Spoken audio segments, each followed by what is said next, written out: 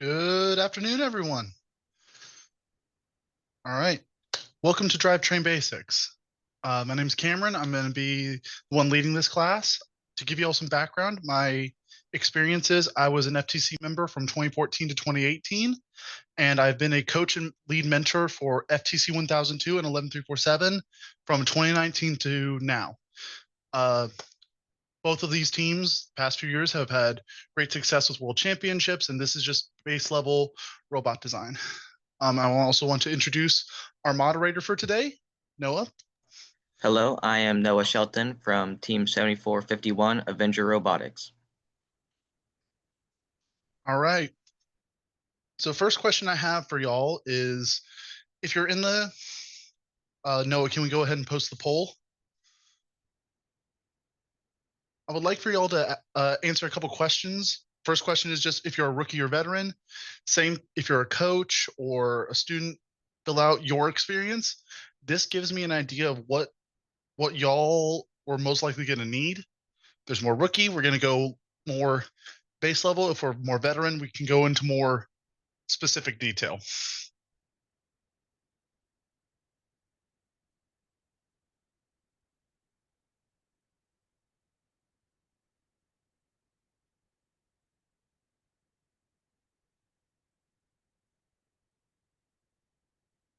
Give you all a couple seconds to fill out that poll real quick.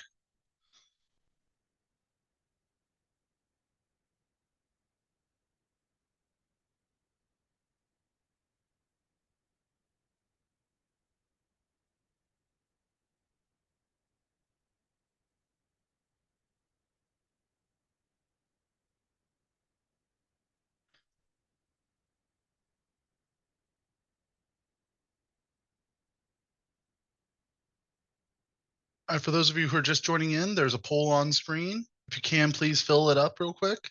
I mean, it just lets me know of your experience so we can kind of drive the presentation whichever side is needed.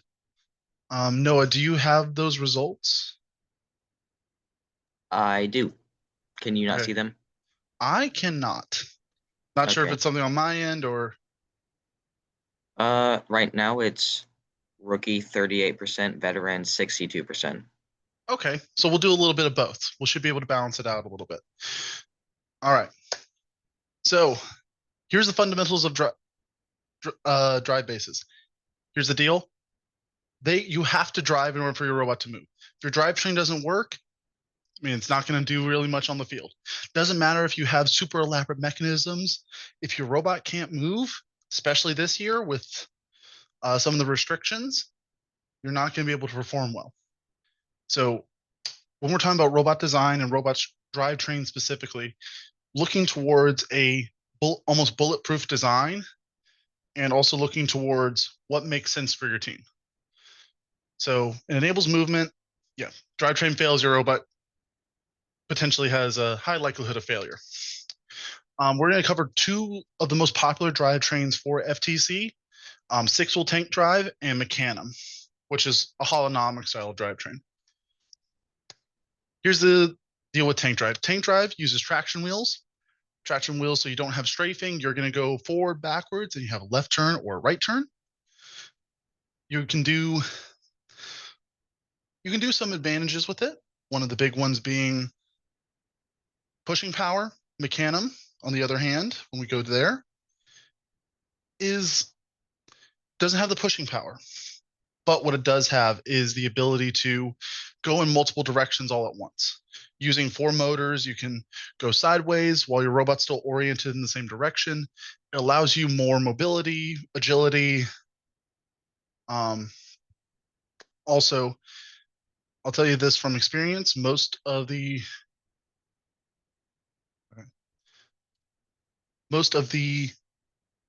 what's it called teams at world championships, about 89 to 90% of them, or 99% of them, are Mecanum.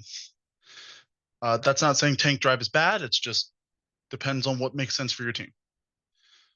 Going into six-wheel tank or six-wheel drive, on the screen here, we have an example of the Go Build a Beeline kit. This is a starter kit that you can buy and assemble. Super simple, super easy to work with. Um, it is a competitive drivetrain. You get a lot of traction with it and good acceleration where you can get a decent top speed. You also have pushing power. There's some more specific variants about how to do tank drive, but right now we're just talking about pure what works and what doesn't. All right. Biggest advantage, traction, maneuverability.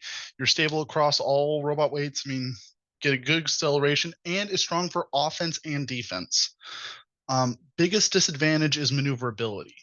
You're going, if you are going to have to move away or drive away, you're going to have to turn around or drive backwards. You can't just go sideways out of the way. There are a little bit less parts available for tank drive due to the fact that it's not as popular as Mecanum. But this is why we showed you the Beeline kit, because when you're trying to build a drivetrain, we're talking bulletproof, buying a kit is probably one of the simplest ways of doing it, just so you guys can get something done. Any questions so far about tank drive?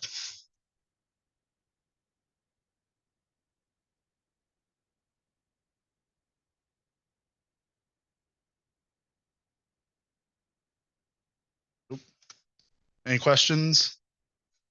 Cameron, I think you're zoomed in too much. Zoomed in, how so? I don't know. It's kind of yeah. So it's only it's not showing the full slide, I don't think. Uh-oh.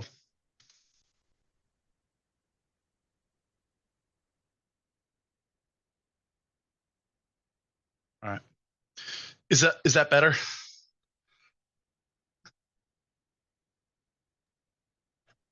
I don't know. Hold on.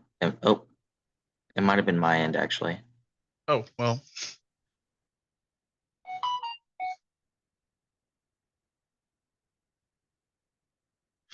Okay. All right, here, I'll put it back into slideshow. I see one of the questions is, does tank drive have any more definitive advantages? It depends on what your robot wants to do. When you have Mecanum, when we get into that a little more detail in the next couple slides, you have the ability to make your robot a little more functional across all sides. With tank drive, you have to think about how your mechanisms are going to work with different aspects, including turning radius. As an example here on the tank drive kit, I'm not sure if y'all are able to see my mouse, but the top left image, this is the underside of that kit that we showed earlier. And it is using belts to drive all 6 wheels at once. So you are getting more traction, you're getting better acceleration. This is where I would encourage y'all to make a pros and cons chart, make a design decisions chart to figure out what makes sense for y'all. All right. Okay. Going to Mecanum. Mecanum is 4 wheels. It is a set of 4 wheels that are independently powered by motors. It allows for strafing and holonomic movement. Holonomic purely meaning that it can move in multiple directions at the same time. It can move diagonally. Even while the robot is, let's say, robot is square, it can move diagonally. It can move side to side. It can rotate while moving diagonally. From the top down, this is when you're assembling the kit. It should form an X pattern. With this specific kit that's on screen, this is the Go Build a Strafer kit. 90% of teams that used Mecanum, they started off with this kit because it's simple, it works, and you buy it and you build it. And it's fairly bulletproof. Biggest advantages, maneuverability, agility, especially during auto where you may have to move out of the way of your other alliance members. You can strafe to avoid defense. You still get some good acceleration, at least in some more directions than others. And it's fairly versatile. The biggest disadvantage of it is if it is going into a head-to-head battle of a tank drive versus a Mecanum, 90% of the time, the tank drive is going to win. Now, there are some new contact rules in FTC. That is why we're talking more about tank right now, but it is not as clear cut as tank is better than Mechanum. Mechanum has a lot more advantages still, and it's what most teams, high level competitive teams, are looking towards. It does require 4 independent motors to drive it, and there is such a thing as slippage to where when you're strafing sideways, so if your robot is head on and you're going to the left or to the right, while 100% power here may end up being, one distance, 100% power strafing may not be the same distance. So you have to deal with some slippage of the pure mechanical parts. Any questions so far about Mechanum?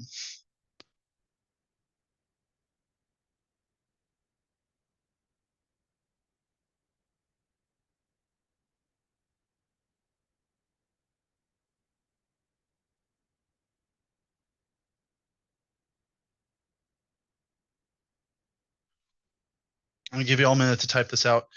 Again, the reason I'm showing these specific robots, these are kits that y'all can buy that are very easy to assemble. Okay? And that almost any level of team can achieve, whether it's a brand new rookie team or a more experienced team who just wants to get something running as soon as possible.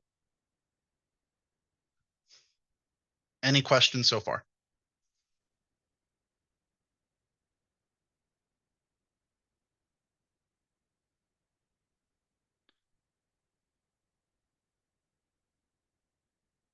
Give one more minute just to pull up some questions.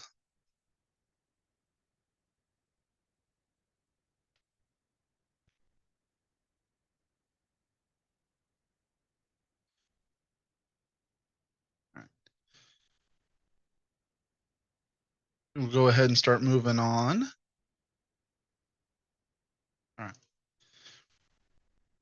This is more specific about Mechanum wheel options. So for reference, going back to the drawing, the wheels themselves are what's called Mechanum. They are a specific kind of wheel where they have those rollers at a 45-degree angle and mirrored on the opposite side. So you can get that specific kind of motion that's called strafing, and be able to drive on the diagonals. There are different options and vendors for wheels. GoBuilda, the yellow ones that we showed you, are typically one of the best ones.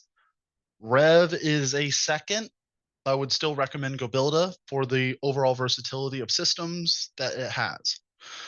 There are other ones you can get, Nexus ball bearing ones. Those are okay. The Andy Mark heavy duty ones are okay. They're expensive, they're heavy, but they do work. The Tetrix and AndyMark, these are my personal recommendations, and through my years of building multiple robots, I would not recommend them. They're expensive. Some of them are not super performance driven, and they don't strafe the way they're supposed to, which is the main advantage of Mechanum. Okay. If you're going, so I'm going to leave this page up for a minute. If you are a rookie, I'm going to tell you this. This right here is higher level stuff. Okay. But this is designed for if you are building a more custom drivetrain. So what we showed you earlier were kits. Custom drivetrains are where you design your own side plates or you make your own channels to where you're going to add it all together. And it gives you guys some ratios for if you have a 4-inch wheel, a 3-inch wheel, and using some different gear reductions that you can buy. Gear reductions allow you to have either more torque or more top end speed for that. And like in the Beeline kit, the tank drive kit that we showed you, it uses belts and gears to get the power to all the wheels. In the Strafer kit, it actually uses just bevel gears. And all of those can be adjusted to what makes sense for your robot. Any questions about this so far?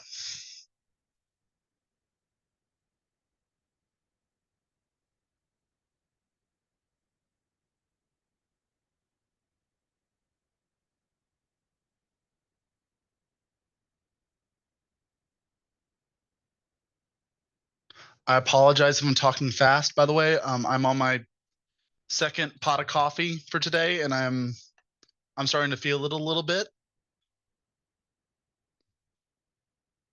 Are there any questions so far?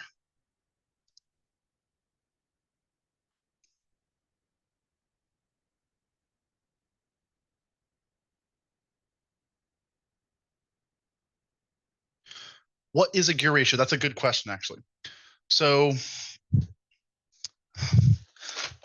I apologize. Let me grab my other expo marker that's a little better. Be right back. All right. Go with a much bigger expo marker. All right. So what a gear ratio is, I apologize I didn't have this in the slides, but to explain it simply, you have your motor, right? Motor spins at a certain amount of rotations per minute, right? So let's say we're going to keep this simple math overall. Yeah, it's 100 rotations per minute. Okay. I'm going to have this hook up to a gear. This gear is going to be bigger. All right. This is your gear. All right. A gear ratio is where the size of the gear that's on the motor compared to the other larger or smaller gear. So let's say this gear is 2 times bigger than the one on the motor. That is a one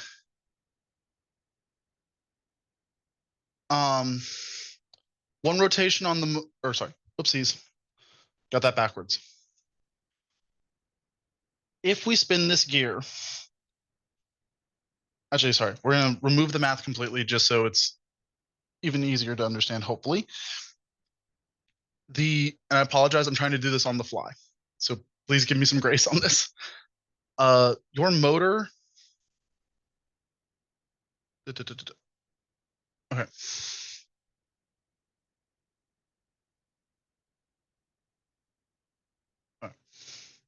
So the amount of rotations this takes, so let's say it takes, 2 rotations to get this larger gear to spin 1 rotation. That is a 2-to-1 ratio. Now let's say we do a smaller gear on the other side. This is another gear. And this is, I wish I had an eraser, but I left it in the other room. All right. Let's say this is your smaller gear here. Okay. This gear, for every 1 rotation of this motor, this gear spins 2 times. It's the rotate. So your gear ratio is how many rotations your motor does to the output of the gear. So as an example, you'll see on the slide, it says 20-to-1. So for every 20 rotations of the motor gives you 1 rotation on the wheel. Does that make sense? I know that I hope that answers your question. I know that either drive could play defense, but would tank be better due to its traction and torque in general? In general, it depends. The rules, we can get into the design decisions in just a minute, because that's actually the next part of this presentation, is making some initial strategies and some general rules of thumb. But traction and torque can be used on Mecanum, but you do have some issues that can happen. All right. General takeaways: you get better traction with tank, like you were saying, Kyle. Holonomic mechanical, you get more agility. 6-volt tank drive, stability, traction, balance, tuning, or turning. And this is where we're starting to talk about choose it based off the game requirements. And also, you may have to think about what would the rest of your robot look like if you went down that path. Sometimes it is the same. Sometimes it would be drastically different. Also depends on your experience level. And what you guys are desiring. Any questions about drivetrains as a whole before we go into initial strategy discussions?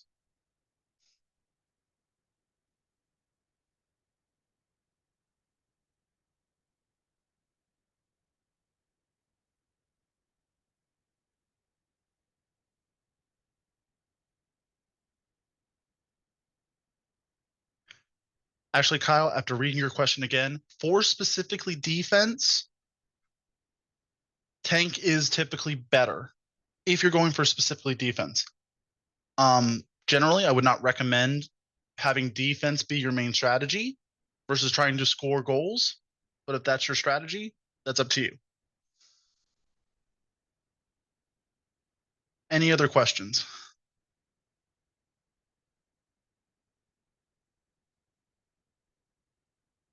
Where's the best place to center your motor on the drivetrain for compactness and performance using Mecanum? Is there somewhere we can find these slides? I will have these here. Let me answer where we'll find these slides. I will be able to post them on a couple of different places. These will also be given to Georgia First. That should hopefully be sent out as part of the classes you signed up for, as far as I understand. I don't remember offhand. If nothing else, I will also have these posted on the CircuitRunners website, just as an availability, so they are available to other people. What is the best place to send your motor on drivetrain for compactness and performance using Mecanum? I'm going to say this again. It depends on your skill set and your robot. I wish I could give you a solid answer. Generally, there's two schools of thought. So I'm going to actually go back a couple slides to answer this question. So this is the Mecanum drive. Actually, this bottom right picture, if you're going with the Strafer kit, what happens is those motors are going inside of your channel, and it keeps everything a little more open.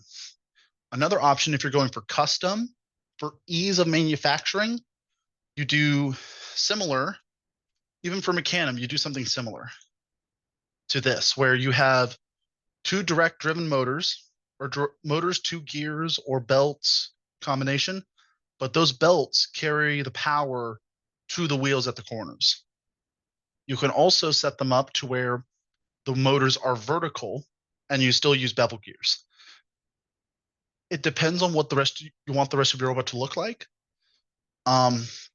Whatever decisions you make on your drive base is fundamental, though. It does lead to, if you're going to design your robot in stages, so let's say you say, we're going to build this drivetrain kit or this specific drivetrain, you're going to have to build other parts around that drivetrain later on. So you can use belts to drive it farther. I've seen teams offset them to where all the motors are in the back of the robot. That's up to personal preference and what the game requires. In this specific game, just my 2 cents, I don't believe it matters too terribly much. There's some pros and cons to everything, but generally I think it's fairly universal for most seasons. All right. I hope that answers your question, Dominic. All right, now we're going to get into initial strategy discussion. This is based off my experience, and this is my opinion on what I've taught my teams across multiple years. I've taught this to a lot of teams in my leagues where I preach this. I've taught to my teams in Alabama. Like, I preach this as much as possible. And these are the rules of robotics that I have developed over my tenure as a student and as now a mentor and coach. Rule number 1, imitate the best and invent the rest. This is universal for FRC, FTC, FLL, VEX, but I think we all know VEX sucks compared to FTC and FRC. But imitate the best and invent the rest. The idea is if all the top teams are using a system or a software or a tool, maybe we should look into that. And if there are gaps where it's okay, maybe this system doesn't work well with the system we have here, we have to fill in the gaps in between. Rule number 2, it's been done before. And this applies to robot specific mechanisms. This applies to game pieces. This applies to drivetrain designs. This applies to everything that FIRST has done. It has been done before, whether it's been on a specific robot or in industry. Car is a great example. We've been using the same basic tire and wheel construction for the past 50 to 60 years. There are some improvements, but we take the improvements and it's been done before. Rule number 3, keep it simple, students. I'll give you some perspective on this from my end. I had a team at one point who said, we want to build this great mechanism and it's going to have 4 axes of rotation. It's going to be able to orient it by itself. And then the question became, how long is it going to take you to build it? Well, probably about 2 months of just, building it. But then it's also going to be, probably another month or 2 of just trying to get it programmed and working. I said, would this mechanism be better off done as something else? So that kind of discussion allows students to figure out for themselves what makes the most sense. And I had to add a new rule to this actually last year due to my FRC team. If it ain't broke, don't fix it. From my own experience, teams love to try and fix things when they don't need to be fixed. Some teams will try to finick with little parts of the robot where it's okay. The robot drives, it runs. You can test autonomous. You could do drive practice right now. But they say, oh, we could make this 1% better. We could make this edge a little less sharp, or these little things that are preventing them from actually driving and testing and doing other things on the robot. If you spend so much time trying to fix minor problems, you're not going to have enough time to actually drive and test, because driving your robot is going to give you more information than just sitting there trying little itty bitty tweaks. All right. Information. So there's a lot of resources for rookies and veteran team members for this specific season. Right? First of all, read the game manual. There is a lot of information in the game manual about how the advancement system has changed, how what else? There's specific rules that have now changed. There is new requirements for what the robot's supposed to look like.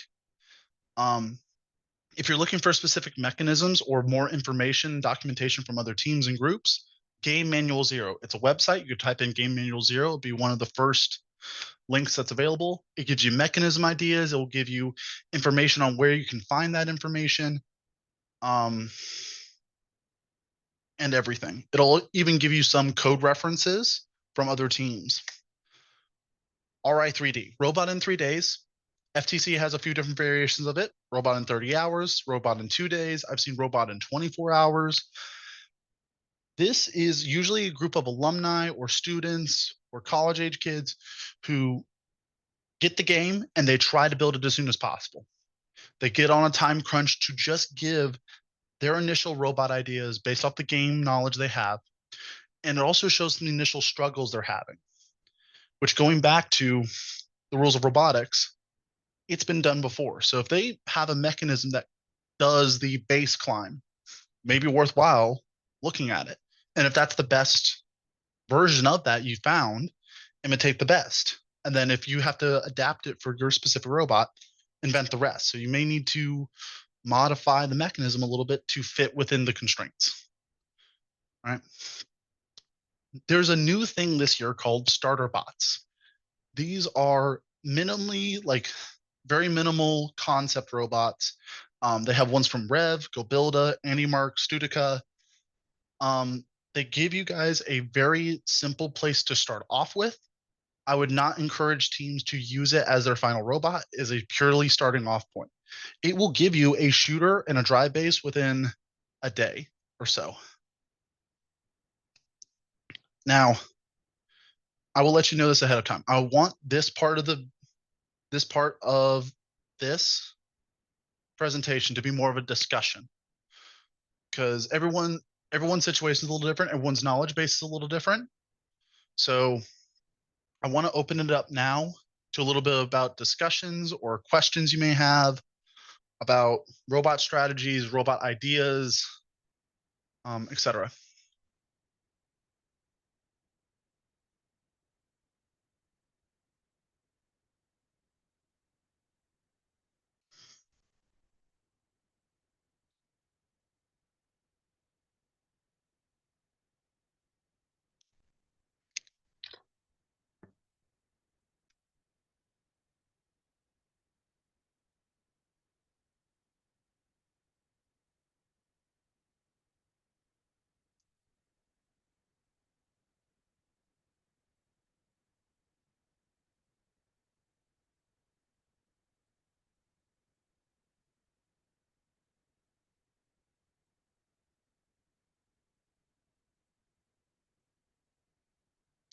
I'm going to give you all another minute or so to ask any questions. I mean, I will say the game this year is different. The last time we've had a true ball launching game in FTC was 2016, 2017, which was a long time ago. And some of the technology we have now is way better.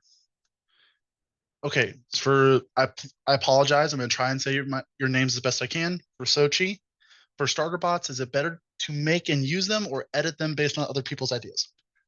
It depends. In my personal opinion, this is my opinion based off my experience. This is not my word is not law. So please do your own research and think about what your team would want as well. If you want to just get something running like as soon as possible, the starter bots make the most sense. If you want to develop it more, spend the time and edit them to develop it more. Okay. Came in kind of late. Is there a link to the presentation you could provide? I will have links to the presentation. Yes, I'll have a link to Sharon at the end of it. Okay. All right. What would be a good intake system for this year's game? Our team was planning on using a spinning axle with the intake wheel thing. No, it's all good. You have an idea to use conveyors of some kind. What are your thoughts? So this is where I keep the robot rules up. It's been done before. So to answer your question best, when I say it's been done before, those specific balls have been used in a previous game for first before 2017 FRC. You could probably pull it up in a new tab, but if you type in 2017 FRC game, the game was called Steamworks. There was no ball limit, but teams had to intake over 50 balls into the robot and shoot them into a goal that proportionally was a harder distance for them as it is for us. You could use either. You can use conveyors to get it to the top of your launcher. You could use spinning intake wheels. This is where I will encourage you guys to make a pros and cons list. Another thing that can be helpful is look at other games that are FTC scale. So last FTC ball launching game I mentioned was 2016, 2017 Rover. No, that's not Rover Ruckus. Velocity Vortex. So Velocity Vortex, you were allowed to have 3 slightly smaller balls, but you had to launch them into a goal that was about the same height. I will say the technology that we have now available to us is much better than we did before. We have much better motors now. We have better motor controllers. We have better autonomous code. We have better targeting systems. all of that's so much more advanced than what we had back in 2016 and 17. You could also look at previous FRC games because, in my opinion, there is no difference fundamentally between FRC and FTC other than like components. Mechanisms stay the same throughout. FRC, I don't remember the year offhand, but Rapid React. Also, you had to control a couple of balls and launch them into a goal. FRC, Infinite Recharge. That was the COVID year. You had to control 5 yellow balls and launch them into a goal. Those all had different constraints, but you can use the same principles of, seeing what those best robots did, what's in common between them. And by seeing what's been done before, you can figure out what's the simplest way of making that happen. Hope that answers your question. Any other questions, please?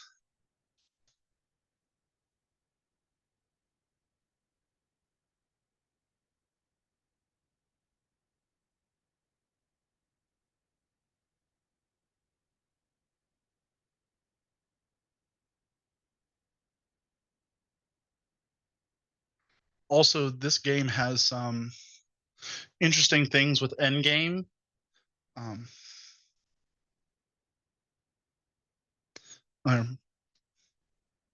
A pleasure, Stevenson.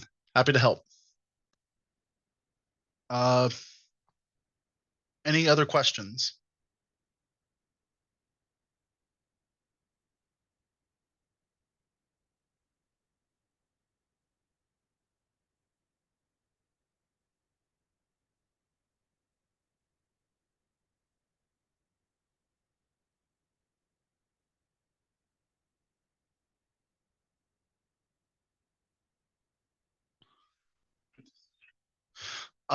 There's one other, sorry.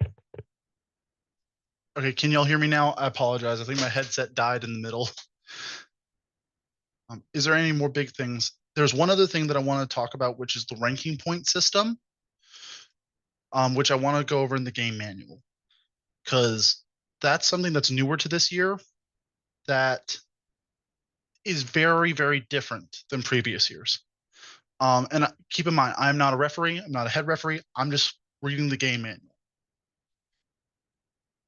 Strategy-wise, what would be the advantages of opening the gate, holding the artifacts, releasing them into the opposing alliances? Actually, Dominic, that is a good question, and this is where we can go straight into the game manual. So the reason why I view the game manual as extremely important is this lets you know everything about this. The team updates have come out that have already explained a few changes and modifications, but specifically for this game, when you're talking about why is it important or what would be the advantage of opening the gate is these 2-point differences right here. If you open the gate, you can now have a whole new set of 9 balls that's 3 points each versus shooting on the top and getting 1 point each. So you're talking about a 6-point difference. Yes, your opposing alliance does have priority to grab them, but not necessarily means that they have ownership of them.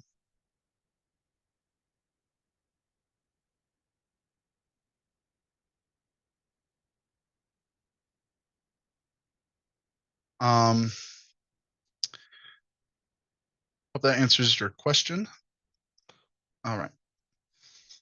So going over the ranking points. Ranking points are a new thing this year in terms of excess ranking points. This is a huge thing. So yeah, Talia, I'll get your question answered in just a second before we'll go through a quick overview of ranking points.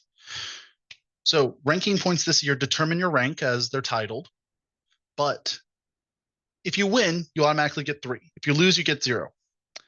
But if that losing alliance can achieve all 3 of these ranking points and the qualifications you need, they get 3 points still, assuming that this team didn't do any of them. So you leave that match as a win, if that makes sense. This is a very simple explanation. Now, let's say you are the winning team and you did that. You now have 6 ranking points for that match, meaning that you could lose one, and ranking point wise, you would still be at 2 wins, if that makes sense. It's extremely important, and they're not easy to do. But even let's say one team has a better win-loss record, but the other team who's maybe lost 2 matches that has more overall ranking points per matches they've won, like let's say they get 5 every time or 6 or whatever, that's going to beat you out in terms of rankings, which determines your spots in eliminations, that determines advancement, and etc. So Talia, if you open the game and all the artifacts roll out, will you still get the points from scoring them? And now you'll get the points from scoring new ones. The answer is yes. As far as I understand, and based off the gameplay, because there's already people who have played matches of this game, just as a prototype and testing. According to the software, yes, you just score, you can open the gate, score again, open the gate as many times as you want. You don't get the pattern recognition until the end of teleop or the end of auto. Okay? That answers that question. So for each specific ranking point, though, movement RP is combined leave and base points earned at or above the threshold. Now, for league meets and potentially league of championships, I do not remember the rankings, if league championships counts as a regional event or not, but it is 16 points for the alliance. So that means, ideally, the easiest way of doing that early on is both teams leave an autonomous, and at least one robot is fully within the base by the end of the game. That, in my opinion, is the fastest and easiest method to get exactly 16 points. You can also do one robot's leaves during auto, and then both teams have to be either fully in or partially in. The other thing to keep in mind is if both teams are fully in, you do get 10 bonus points. So instead of it being 20 points, it's 30 points. Okay. And they've already established that threshold is increasing at larger events, or regional level events. That would be an example. State championship should be that threshold. The goal ranking point is the number of artifacts scored through the square at or above the threshold. When they say the square, that is the metal square that the balls pass through. That's one of the requirements for them to be scored, okay, to count as scored. So you can't just throw them in directly into the ramp, which I believe is also a minor or major penalty now. Do not quote me on that. But you need to have 36 goal ranking points. That's a lot. Especially if you want to try and do it yourself, that is one robot potentially trying to do all 36 of them by themselves. That is not easy, but it's not the hardest thing in the world. I would actually say that is easier than some of the elements of last year's game, because it counts during auto and teleop and all of the above. The pattern points is where you only have 2 chances to score the pattern points. Pattern points is only for the classified artifacts that match the motif. So let's say in this game, it's purple, purple, green, okay? And I shoot, okay? Actually, here, we'll go back up to 10. This is page 75 of the game manual. This is 10.5.2, the pattern scoring criteria. But this is the square. This is where the ramp is. And this is the gate where it will feed into the loading zone in the secret tunnel. Let's say it's green, purple, purple, green, purple, purple. As this example here, that's the motif on the bottom is green, purple, purple. So this would give you +2, 4, 6, 8, 10. That's at the end of auto, let's say. That's 10 out of the 18 points needed.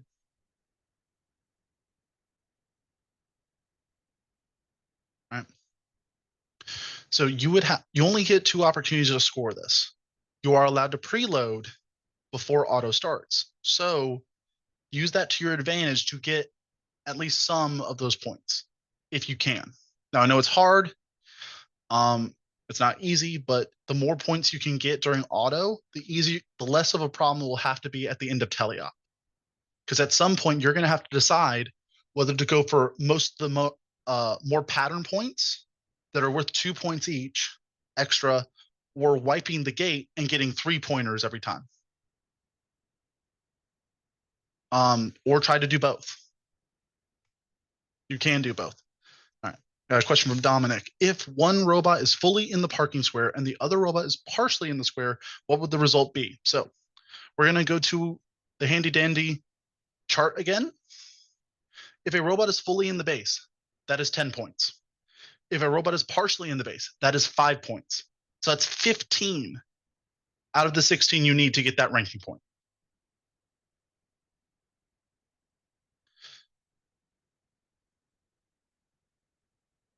I believe they have better classifications in other sections of the game manual of what counts as in versus partially in.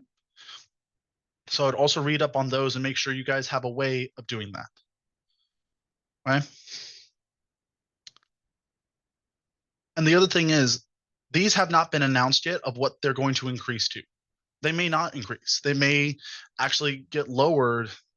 I doubt they'll get lowered, but they're most likely going to increase. I'm not sure by what. If I were to speculate, I would assume by championships, you're probably going to have to be almost perfect in terms of pattern RP. That's my guess. I'm not the one in charge of that. But ranking points determine your ranking qualifications. Your ranking qualifications determines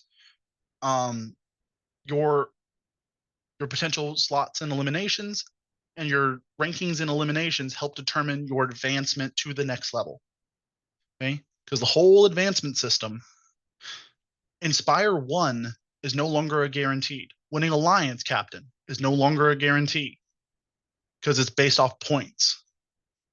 And that is a huge change, I believe. Sorry, I'm going to have to scroll down for a little bit to find it. I'm still trying to learn the game manual. By the first league meets, I should be able to recite these by heart. Okay,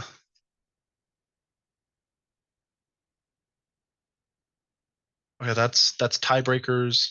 While I'm trying to find this, are there any other questions so far? Hold on.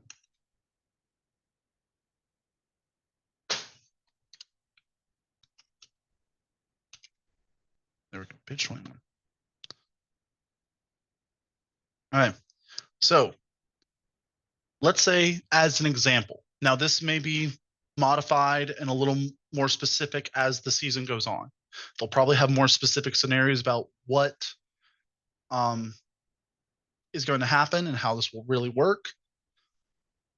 But if you're going to advance to the next level, let's say we're at state championship and you want to advance to worlds, there's usually only 4 slots, and most likely we will probably only have, I would hope, the same amount. Maybe there's more. I don't know. That's up to the planning committee and FIRST to decide.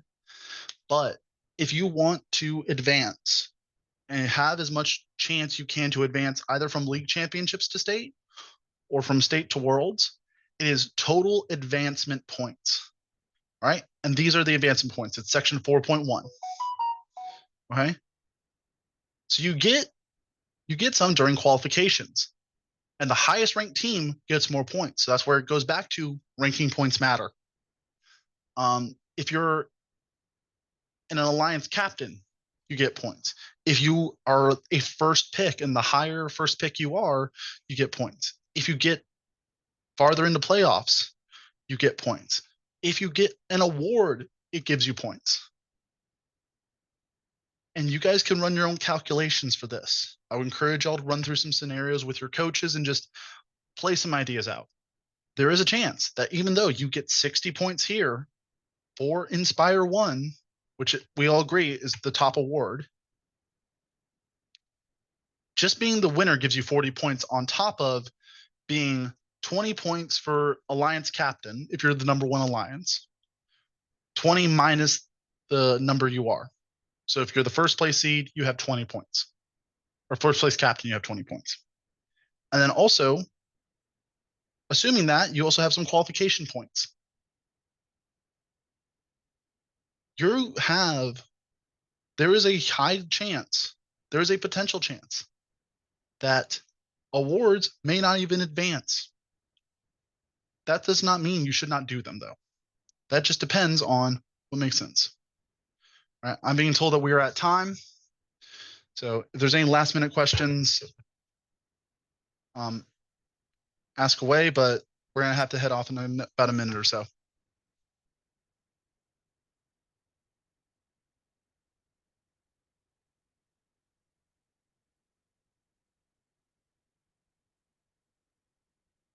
There. Thank y'all for coming in. I'll get these slides out to y'all as best I can. Yeah. If you have any other questions, please feel free to reach out to me or reach out to CircuitRunners to get me. I have socials as well. My company also does sponsorships throughout the state. So, I mean, feel free to reach out. Happy to help however I can. All right. Hope you all have a great day. All right, I'm gonna end it there. Thank you for coming. Yes. Thank y'all.